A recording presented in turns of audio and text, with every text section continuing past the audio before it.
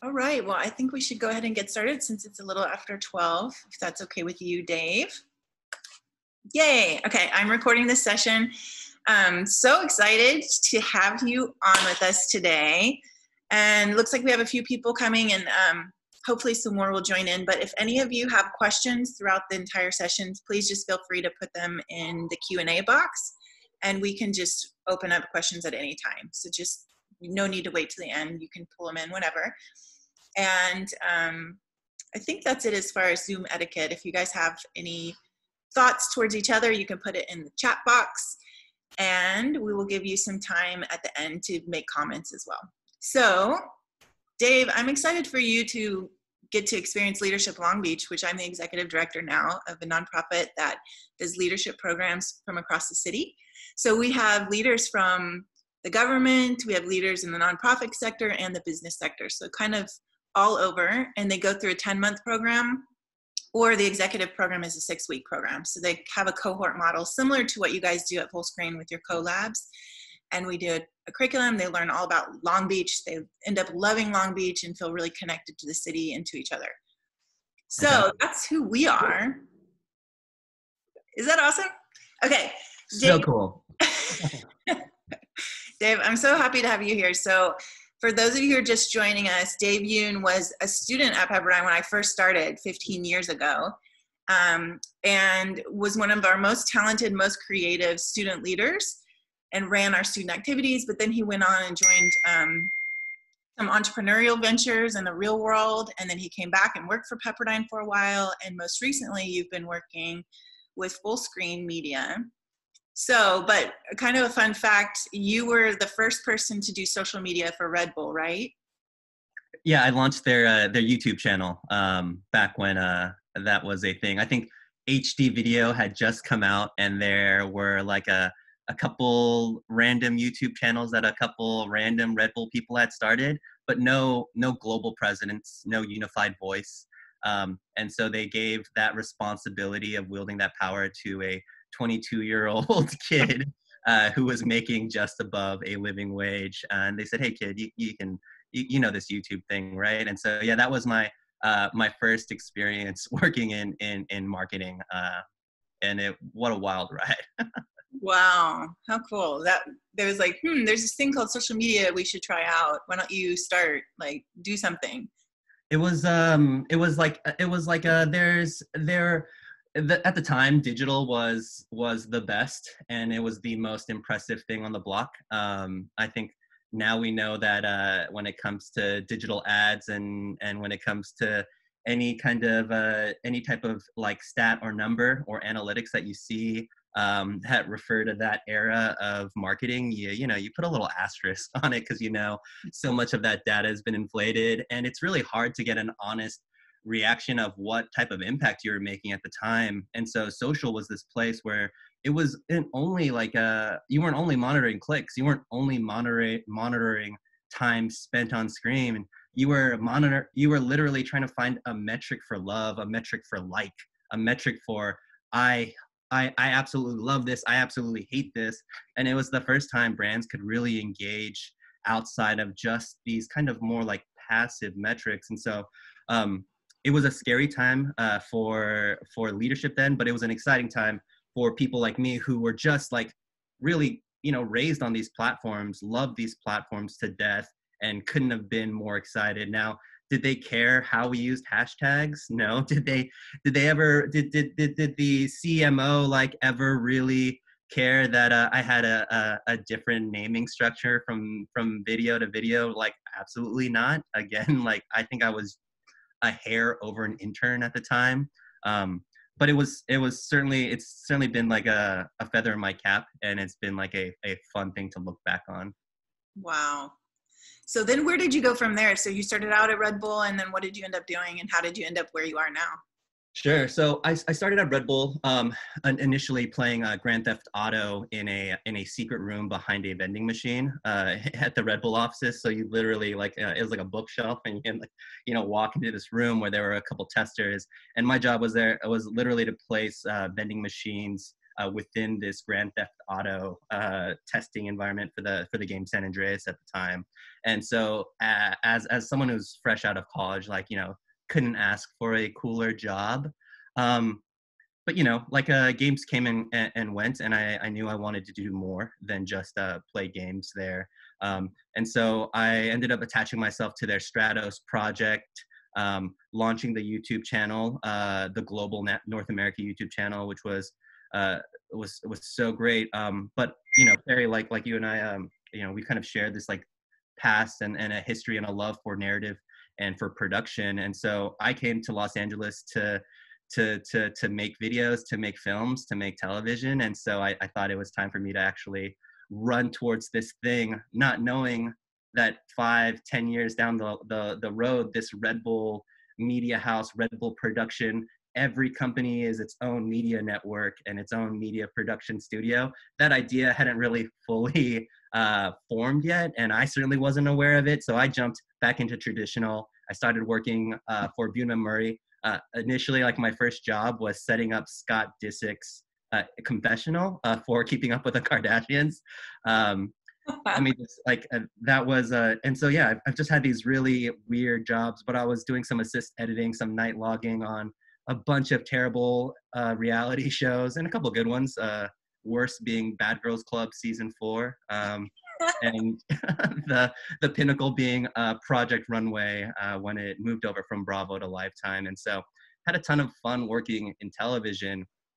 But like when it comes to the entertainment industry, it's always kind of there's a lot of rules, unspoken rules and otherwise. And so I just didn't want to deal with kind of climbing that ladder specifically. Also, it's an industry of specialization until you make it above the line. And so I just didn't want to wait. And this was around 2009, 2010. The electronic dance movement had just like really started picking up. I had went to a rave accidentally by picking up some of my friends who convinced me to stay, and I just had a blast.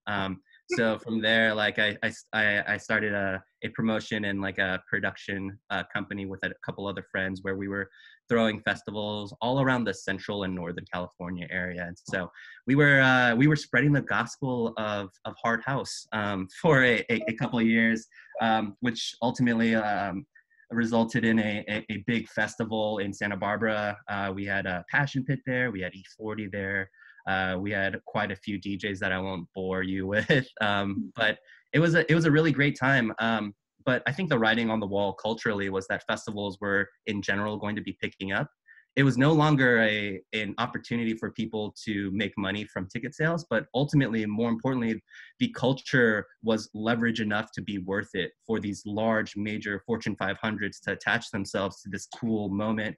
And whether they made money or lost money on the music festival, they really didn't care. All they cared about was the marketing opportunity. And so as a small company and a small business competing with these other major companies that were just looking for a billboard, and not actually throwing a great festival or not one that was, tied to ticket sales. It just became too crowded of a market.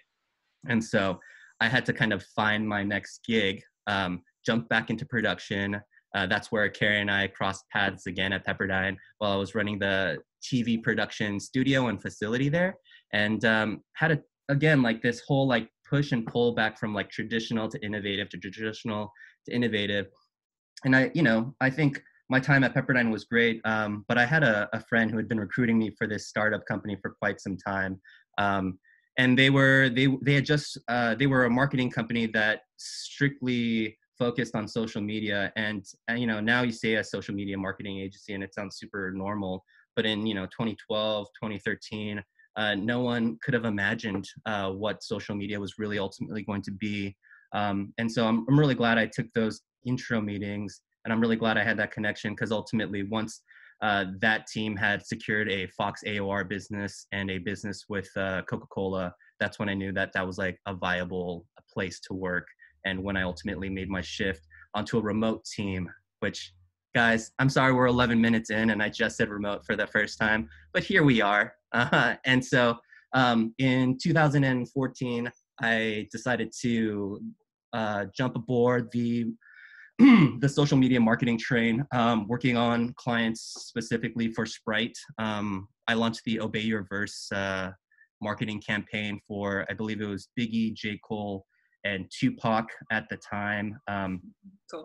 And it was a really great experience working with, coming from like an independent shop to working with another Fortune 500, or if we think about it, like honestly, a Fortune 10 really at the Coca-Cola company. And so really, honestly, like cut my teeth in marketing, brand marketing, and like what a slow moving organization of 5,000 plus people ultimately looks like.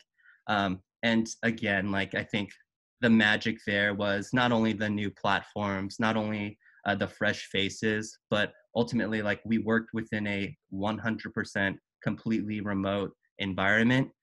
We had 0 brick and mortars. I think my first meeting we had was at Umami Burger, where we sat in a booth, ordered 5 burgers, and worked for like easily 8 hours. I think they all hated us, but it was a scrappy mentality. It was a team that I felt like I had finally found a place to call home.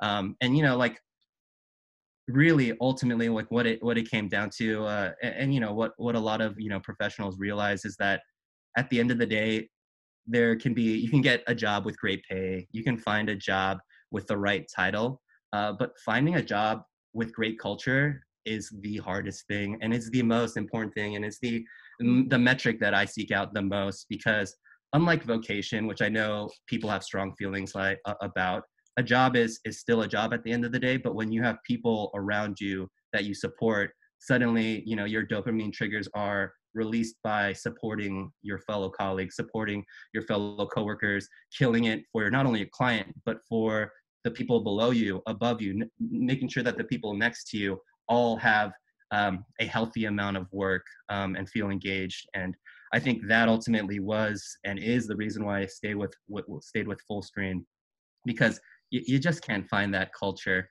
And I think finding that culture within a remote environment is difficult to do, but certainly not impossible.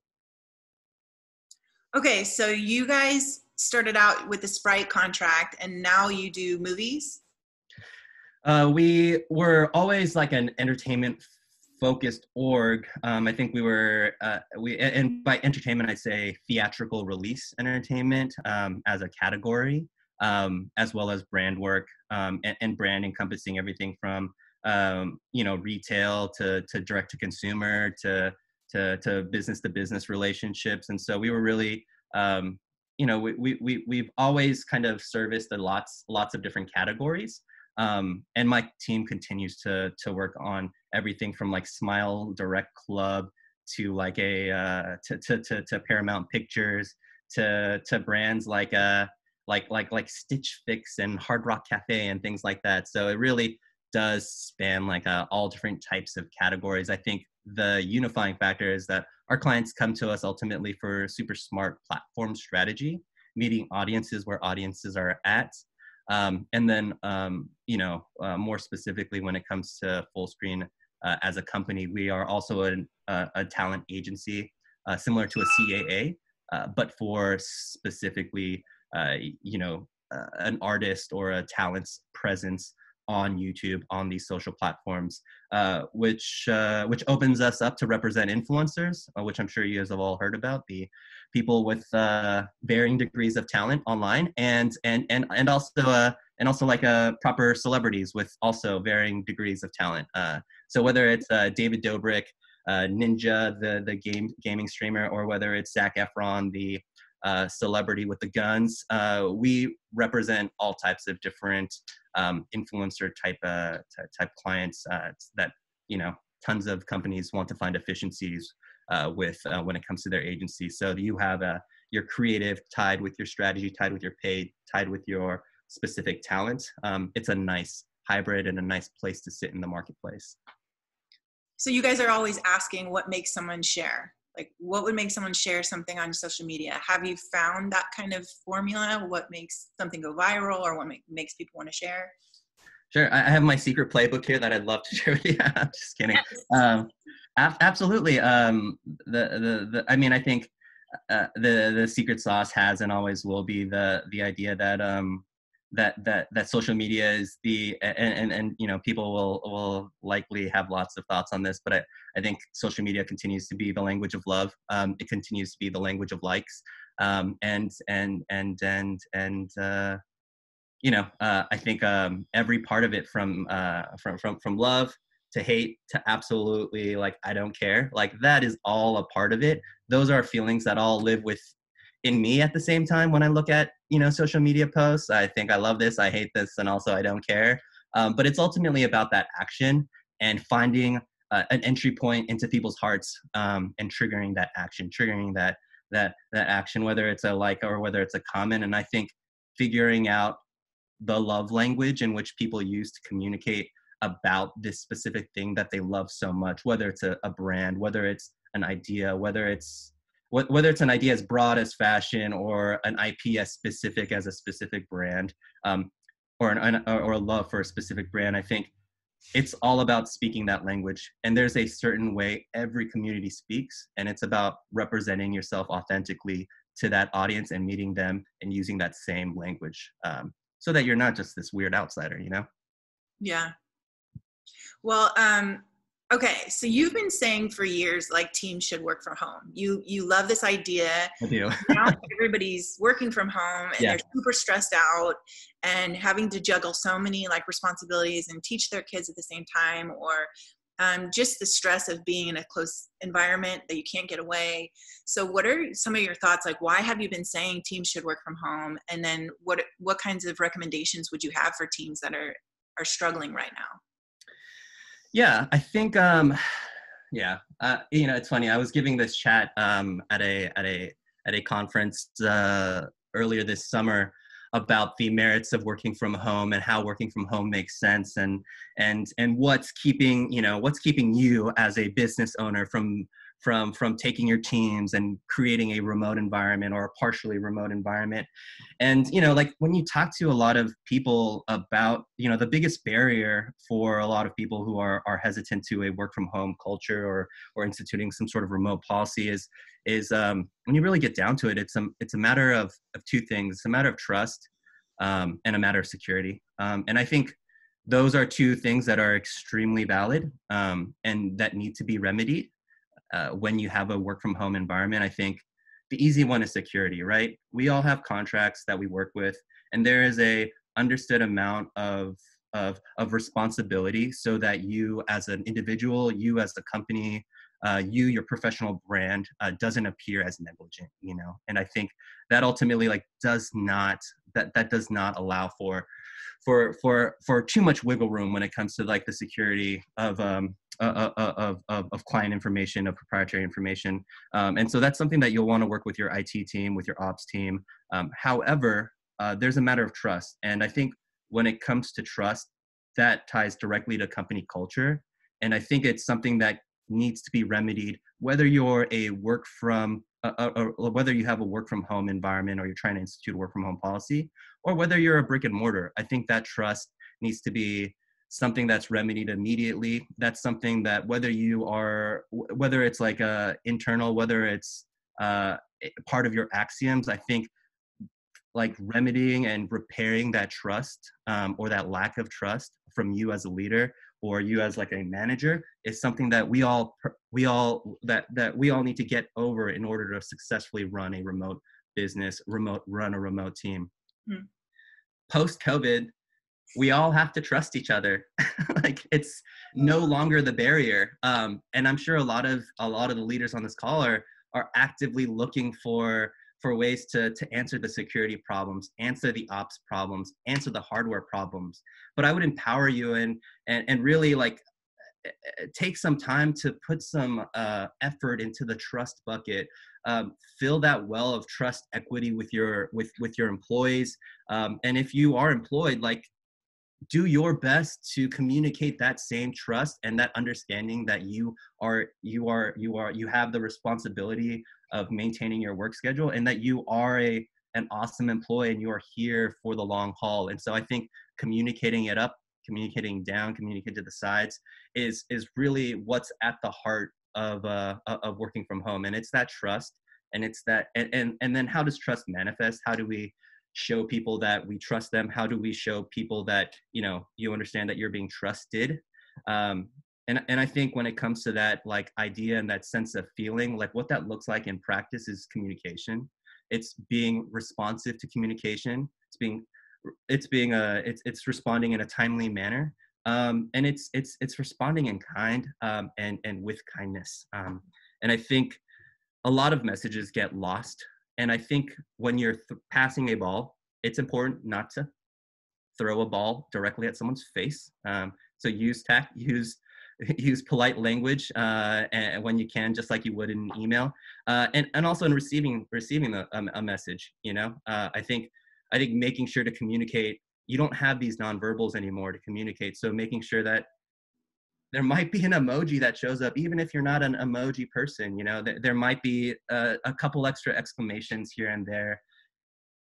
Figure out what works for you. But I do think it's important that this trust manifests in communication, and it becomes very evident in both the broadcasting and the reception of that trust communication. So how many people are on your team, and what does that look like? Like, how often do you meet with them, and are there people that you feel like you can trust more than others? And then what do you do? Yeah. What does your team look like? Sure. I think just at the start of all of this, I laid out some ground rules on just so that everyone had shared expectations on what exactly should and shouldn't be happening here.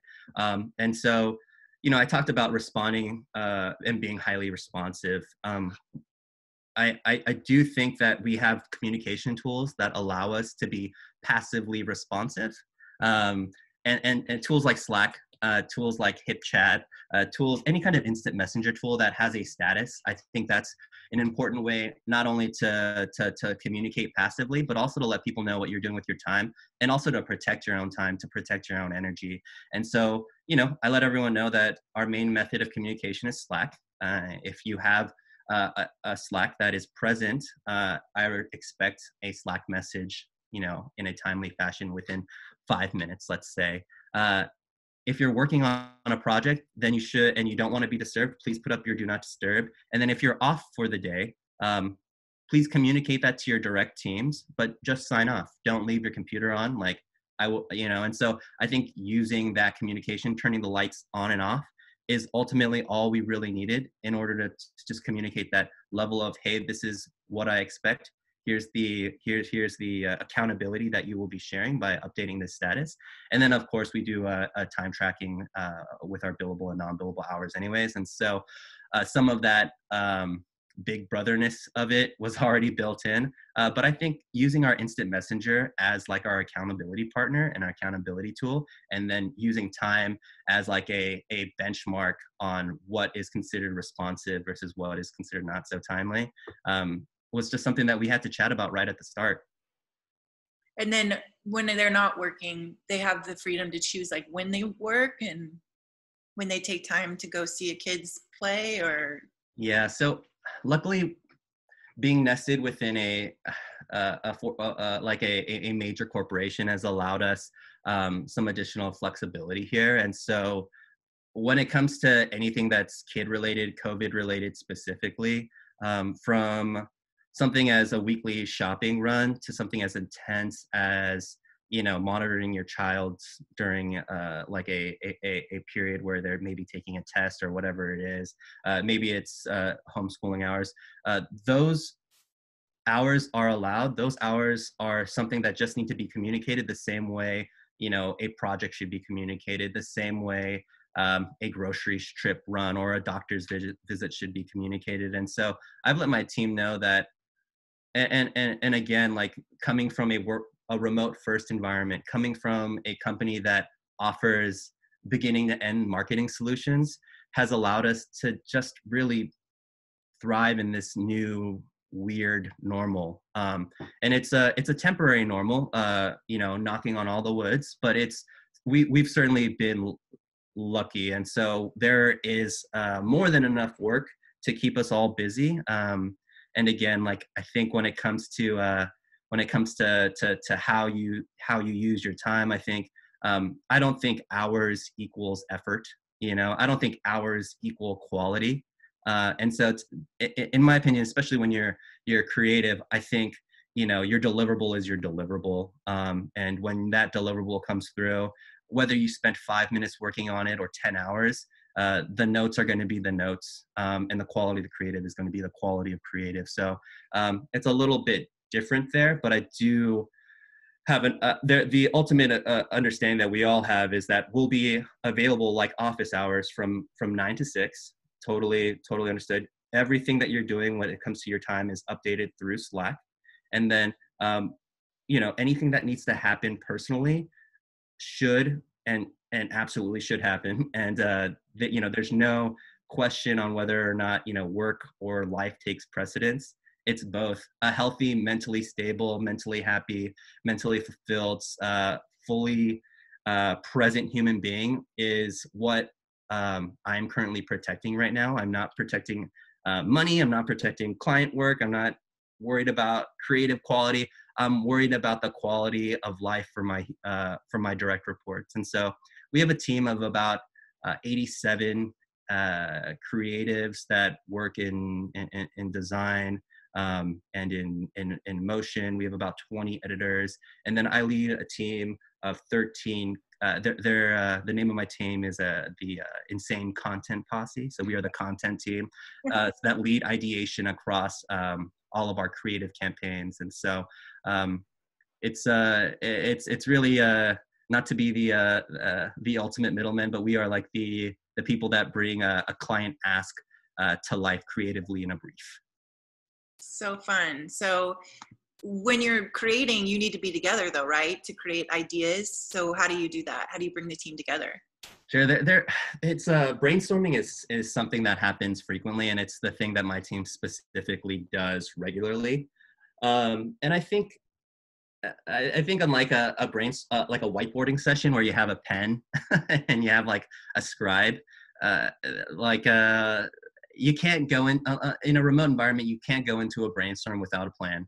And so I think prepping and giving your call like a track or rails to follow is really important. So setting up a doc and then just run through the brainstorm in your mind, like run through the all of the onboarding materials that you usually say in the room and put them down on paper. You're still going to say them aloud on a call, but you have to recognize that, people have varying, degrees of calm and quiet workspaces. I'm sorry, I have like a massive dump truck outside of my window right now. You also have to remember people have varying levels of internet connection speed, or they may be downloading assets. And so, like sometimes it's better to say it twice, and making sure that all of that, kind of democratizes the whole like varying internet speed. So say it, write it down. And then from there, I think having a free space to just sit calmly, quietly, and actively contribute to a doc is important. It may feel very awkward at first, like just sitting silently on a call. So if you find that silence is overwhelming or deafening, while you give your team, 5 minutes to brainstorm, 15 minutes to brainstorm, whatever the allotted time limit is, play some music on your machine. Maybe it's a theme to the brainstorm. That's something that we have a lot of fun doing.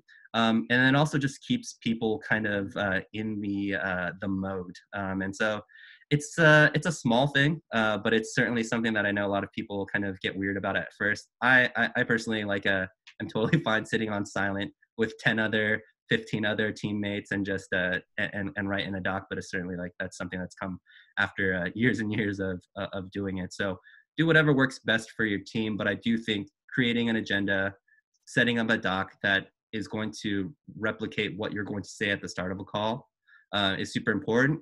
And then after that moment of free thinking and just kind of we'll call it a brain dump, it's important to bring everyone back. I think what happens too frequently is people will send out emails, right, with all of this information, but not get on a call because calls are usually expensive to organizations. It's handcuffing people's hours to a specific meeting.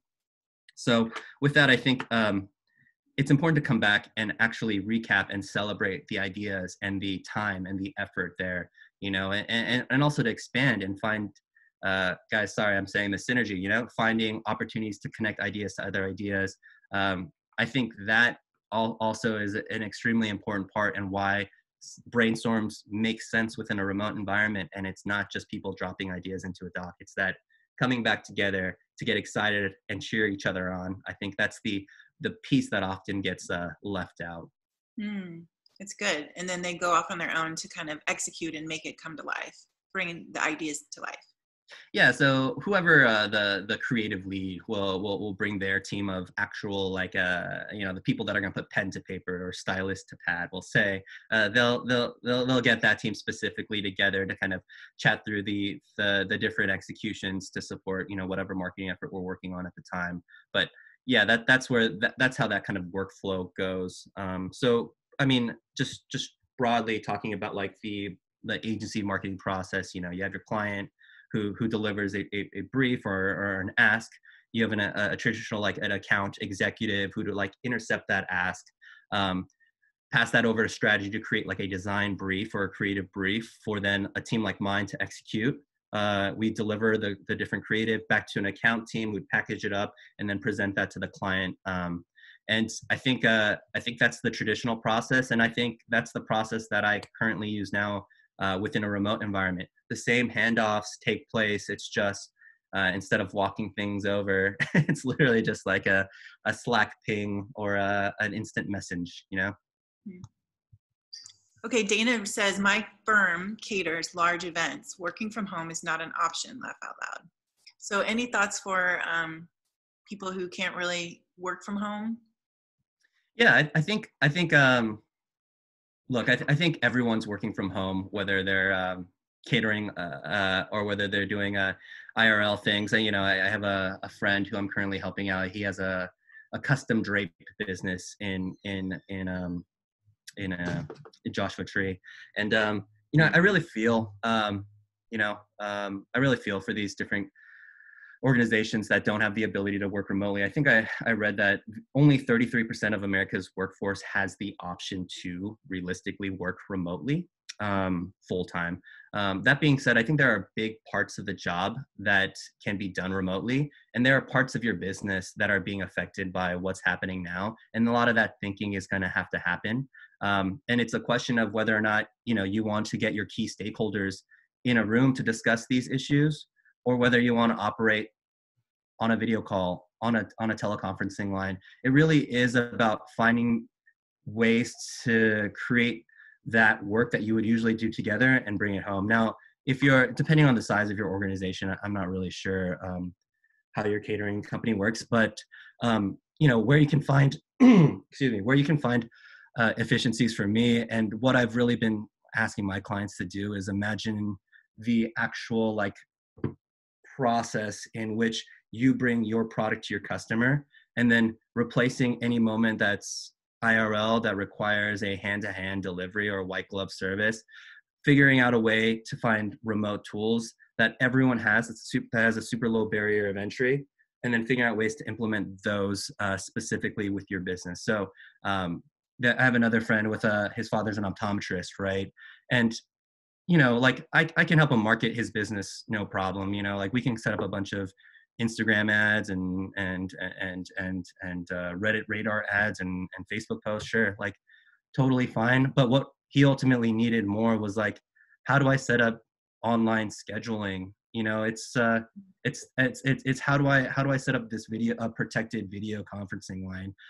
And so a lot of the work that needs to happen when it comes to your business, I think figuring out operationally how your business runs remotely while protecting your people, your employees, while keeping them sane and safe, because they are ultimately your biggest asset at the moment. If you don't have those hands to help get you, and especially if they're a high quality employee, they're just so valuable. And so I think putting people first, making sure that you protect people, and then just really being empathetic and letting people know that you recognize any kind of risk that they're taking, and then recognizing that all of us are dealing with much more on our plates mentally. I think recognizing that things that used to take an hour might take 2 hours, and having an overwhelming sense of grace for these people ultimately like has brought a lot of ease and peace to my heart and my mind. And you know, when it comes to like you know, and then you say like, what about the client? Like, what? Well, you know, your client needs what they need. I think that's where you practice communication. That's where you practice the trust. That's where you practice thoughtful communication, where you're really, you know, as soon as you know a deliverable is going to be behind, like I empathize with the client. I know that they have a boss. I know that they have a boss's boss or a goal that they're trying to hit, and so making sure that they have the latest and greatest, and then being human with them and letting them know why things are delayed or why things have moved up or back, I think is, again, like the way that you communicate internally or externally, like we're all going through the same thing. And I think using a lot of compassion and care there, and then just being human and say, hey guys, we're dealing with the COVID crazies internally. This is what's going on. Honestly, we'll just put you in a better place. So I wouldn't fear client issues. And honestly, if your client's it gives you a terrible, super evil, mean response, that's your chance to also practice empathy and say, you know what, I bet they're going through something right now. Let's forgive them. Let's keep our people healthy. Let's not burden my team with all of this stress. I will swallow that up as a leader and I will figure it out later. Yes. I love what you just said too about the COVID crazies and how we're all feeling it, but as a leader, it's really important to lead with empathy and compassion. I love your motto of just people first. And that's what this whole work from home is. Are you hopeful that this will become a new normal and more people will embrace work from home? I know I personally am a big advocate of work from home. I think there are instances where it is great. And I think a version of it can happen within a lot of different companies that mostly operate online. But I certainly recognize that it's not, you know, it's not everyone's ready for it. And not everyone has built, you know, their personal professional process while working from home. You know, I think something that I dealt with was I really do feel like I was thrown into the fire when it came to work from home. And the only reason why it was like a sink or swim moment was because I was working like 12, 13-hour days. Like there was no time to even commute. You know, I was eating rotisserie chicken over the sink. You know, it was really a sink or swim moment. And so I ultimately ended up really appreciating not having a commute after having a commute for so long. I really appreciated the satisfaction I got from getting ahead on my personal life. You know, like whether it was like just cooking lunch, you know, and getting things started there, whether it was being home to sign for a package, like small things like that really added up. And you know, I've been approached by a couple different companies, and you know, the work from home nature of this company and the trust that I've been given is worth so much when it comes to the type of when you think about the type of benefit it added to my life. And so I personally love it. I hope more of my opportunities resemble work from home or remote options as well. That being said, no, I don't think it's for everyone. I know a lot of my friends in New York specifically miss their commutes. I certainly miss listening to podcasts on my commute here and there. I miss going to the gym. And so there are things that I think certain businesses will never be fully remote. I also think there's an older guard that's not ready for a work from home situation. Any type of company with a dress code, I think, is not ready for probably a work from home situation. But I do think a lot of people have had to take that leap of trust. And I think that was the biggest barrier for a lot of companies. And now that has already happened and they've seen their employees either rise or fall to the challenge, or themselves rise or fall to the challenge, I think a lot more companies will recognize, hey, we can be a remote company. I think a lot of employees and the workforce in general will recognize, hey, maybe I am cut out for this work from home thing. And, you know, same with the other side of the coin. I think that a lot of companies will say that was the worst, most inefficient use of our time ever. We're never doing that again. And I'm sure a lot of us on the call and have friends that hate working from home and can't get anything done because their couch and their bed are just a step away. So true. It's a challenge. Okay, I'm going to open it up. Does anyone have any questions or comments that you'd like to make? I see that one of our youth is on the call. Hi, Satya. We're glad you're here. He's in high school here in Long Beach. Any questions or comments from anyone else? And if not, we can just give it to you if you have any like final thoughts on the topic. But Dave, I love what you're saying about security, and basically you're talking about making sure there's systems in place, right? Like a VPN, and making sure people cannot break into like your shared documents and things like that. Is that what you're talking about? Yeah, exactly. Whatever your version of security is, it's just those are the two big hurdles. It's trust and security when it comes to creating a work from home workforce.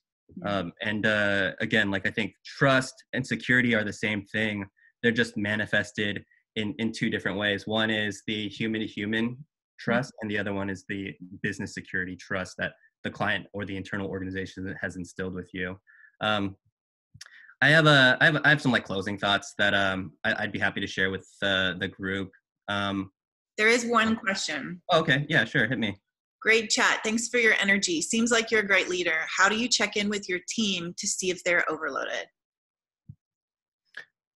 Thank you. I always try to seem like a good leader. You know, when you're in a remote environment, I think it's important to bring your personal, like your professional side to work, but also your like, you know, be a human and be a human being. So I'm really active in my Slack channels and my direct message channels. I create fun Slack channels, just to have conversations and to let people know that I'm alive and that I have thoughts beyond the stuff we talk about in our professional setting. And so I think having small casual touch bases with people, getting to know them as individuals has been really great. I also have a bi-weekly on the books for every single one of everyone who's on my team. And then I have office hours weekly. So I have every hour, every Thursday from 4 to 6. Anyone can drop in. I'm playing music. I'm hanging out. I'm checking emails. But I think the office hour nature lets people drop in and drop out. And if people want to Slack me for a one-on-one combo, they usually do it then. But I have an open door policy as long as my status isn't, you know, do not disturb, busy, fire. So I think communication is constant. It really is just me having an open door policy and then letting people kind of ease into more active or less active communication. But I do have those like little markers set in place so that if someone is spiraling and isn't reaching out, I will ultimately talk to them at least once every 2 weeks. So. Good to know. Okay, one more. That being said, also early on, I saw that this was going to be like a thing that was going to be difficult for all of us. So I also have a Jackbox happy hour type of thing that I host, and so it's gone from Jackbox TV games. We also started doing personalized trivia, like where does so and so hail to? Where have they now quarantined? What is the name of their dog? And like, you know, and so it keeps things fun and interesting so that you're not just kind of awkwardly staring at each other. There's games. And the next big thing that I'm planning on doing is a Christmas in July Secret Santa. And that should be fun. That is awesome. Okay, was that an application you're talking about that you used for the game? Yeah, it's a game that you play on your you can play on your desktop computer or your mobile phones, and so basically it's like trivia, and each contestant has like you know, multiple choices options on their phone, and then you log into a website and you kind of play along. Cute. Yeah. Awesome. And also you mentioned a few times IRL. I'm sorry, IRL, in real life, like for like face to face, non-social distancing. Like. Okay. Okay, I think, and then there's just one more comment that says, it's from the person who has the catering large events, says, I think we're so much better prepared to meet with our clients in a more intimate way and effective way now that we have been using online more. So 95% of our interaction is online or the phone prior to events. So this is actually helping. That's fantastic. It sounds like you're already you've already been testing some processes that probably created some efficiencies for you guys. And it sounds like not only was it a more efficient, but it's also a more effective way of communicating to your clients. So I love that, you know, and I think something that, you know, that a lot of companies may or may not do. And I think it's especially important for companies and for business owners that want to create like an ongoing relationship is having a post-mortem following the event. I really respected experiential agencies that would not only like bust their behinds to make sure that everything went perfectly day of, but who would follow up the next day and let us know what went great, any kind of small things on the grounds, like knowing things about our processes that could be buttoned up. Like that follow up to that initial is just another way to show trust and another way to just send and give your clients who are still, you know, still frequenting your businesses, that just added layer of security, that added layer of trust, that added layer of communication where you're just that much more hands-on. Cool. Well, I don't think there's any more questions. So if you have just some final thoughts to leave us with. Yeah. So I'd say like if you don't take anything away from this and all of that was a blur, I think the important things that I like to talk about when it comes to successful remote culture is communication, calendars, and context. You know, that communication, that trust communication, like you just can't make any assumptions when you're remote. Like if you have any inkling that someone hasn't read an email or checked something, like I think it's totally fair to say, hey, like have you checked this, or you know, did you know that this was on you, you know, and I think that is oftentimes appreciated. You know, and I think, you know, it's often simple mistakes. So communicate, over communicate, do it kindly, but please communicate. The second thing is you have to get into a calendar situation where you're using shared calendars and live and die by your calendar. So if you are active between 9 and whenever, 10 and whenever, 8 and whatever your active hours are, if you're working on a team, make sure that you're all using shared calendars and that you have visibility across calendars, and use those calendar meetings as your roadmap for the day. It keeps everyone efficient and accountable. And then finally, context. And this may fall into communication, but again, like when you're communicating through text or strictly through video chat, it's really, really, really important to give people context to what they're doing, why they're doing what they're doing. They're not going to have the hallways. They're not going to have their next door colleague to just like bump and ask questions.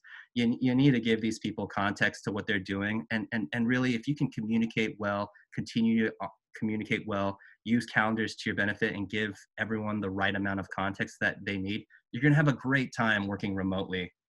The thing about challenges that everyone deals with, and this is again kind of going back to that whole trust and security thing, this is something that's completely unavoidable within remote environments that you're just going to have to deal with. It's part of the job.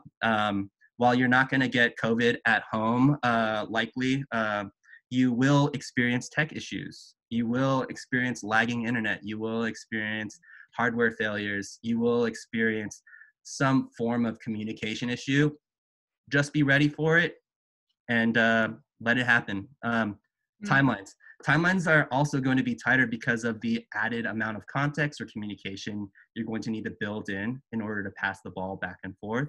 And so just make sure you're communicating those timelines. That communication, like 15 minutes, needs to be baked into every single one of your production timelines, any kind of timeline that you have. I would just say like early days, like add 1.5x to everything. And then calls, like they're depending on the size of your organization. Part of being a remote workforce is recognizing that you're suddenly gonna go from having like 10% of your time being dedicated to meetings to 40% of your time being dedicated to meetings. And so meetings are expensive. They take up a lot of people's times. They often cause bottlenecks, but they're absolutely a necessary evil of reporting, of working remotely. So just get ready for those calls on calls on calls. Oh my gosh, this is full of so many practical little strategies. Because even when you have calls with people individually, there is context that the whole group doesn't have. And so I love that you got to come back and establish that context for everyone. So thank you so much. Security and trust, big takeaways. And if there's not any other questions or comments, I think we are finished. Awesome. I just want to leave you guys with a final quote from Stephen Covey. He says, "The ability to establish, grow, extend, and restore trust is the key professional and personal competency of our time." And I really do think that that is absolutely the case when it comes to working remotely. I think when it comes to organizations in general, if you don't want to have like that weird, like 90s, like, hey, I'm watching YouTube videos instead of working, or let's see how many times I can update my Final Fantasy without my boss noticing. Like, if you're trying to really remove workers that resemble that type of mentality, it's about trust, and you know, it really is about being an engaged manager, being an engaged leader. I think when it comes to leadership, it's about caring, and caring about what they actually do. Because if they think that nobody cares about what they do, where's the fulfillment there? Where's the impact there? And so give your guys direct reports, give your companies, give your organizations and individuals like the time and the care that they deserve by just, you know, taking that extra step to just fully understand what is it that you do every day. Even if it's 5 minutes, that's enough to keep people engaged, at least for another day. So true. It's really important for them to have like context of the mission and feel like they are contributing to the mission. And you have to trust people in order to do that, and distribute power to them, like give them power based on their strengths and their passions. Say, here, you're in charge of this and I trust you with it. It's such a huge thing for a leader to really let go. Absolutely. Well, thank you for helping us, giving us lots of tools and strategies to help us with teams that are working from home. I do hope that we continue to see more and more teams working from home, especially I hear from parents that this is a valuable thing for them to be able to have the flexibility. So I am grateful for you, Dave. Thank you so much for joining us. Next week, we're going to be here the same time, same place at noon on Friday for the next Fireside Chat. And actually, I'm going to be doing it with one of my actually a group of my friends who's a research team, and we've been studying women in leadership and work-family integration. And so we're going to talk about women from 8 different countries and how they're kind of juggling it all. And I think, I can't wait to introduce you to my friends and my research team, and I'll see you next week. Thanks all. Thank you for joining us, Dave. Thanks for having me. See you, Carrie. Thanks, everyone. Back to work. See ya.